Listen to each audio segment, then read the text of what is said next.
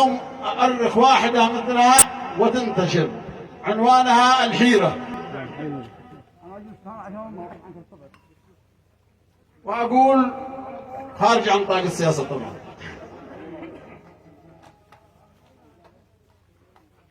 أهل المبادئ بالإشادة تستحق بما تغير في الزمان أخلاقها، لابد نتلاقى قفا ما نفترق، ما هان بعد الأوفياء وفراقها، ما هان بعد الأوفياء وفراقها.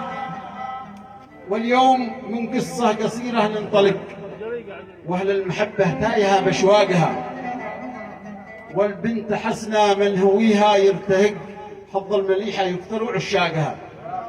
بس المصيبة حين تقتل من عشق، وهي تقدم لوزها وطباقها، حظ رجلها يقتل واحد يشتلق، دي في زواجتها وفي طلاقها. بالله يا جني سليمان انزرق واعمل مكيدها لجل نعرف ساقها.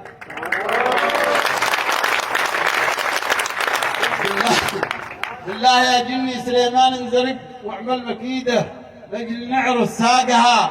هي منهم او مننا ذي تعتنق نهج النبوه واهلها ورفاقها، ماشي ديانها للبراءه تخترق، تحط ما بين الحريق اوراقها. وان الورق واهل الورق ذي تحترق في وقت ما كنا نريد احراقها. وانا صديقي حبل كذبه ما وسق، اما انتهى الشنطه كسر مغلاقها.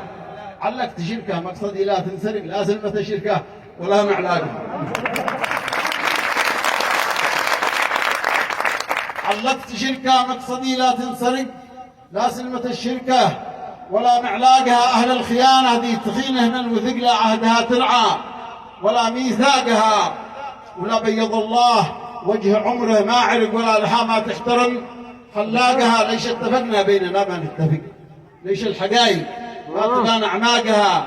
للصيد دي في البحر صيادها لحق، ولا شموس الشرق بان اشراقها.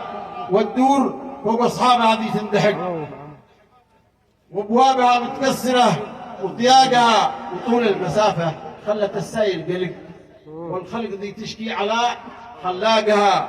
والناقه امست في مكانتها تعد، والحبل عاطف راسها لا ساقها. لا ما تراها كل قد ما تختلق ساعه وقالوا فكها خلاقها. لا ما تراها كل قد ما تختلق ساعه وقالوا فكها خلاقها.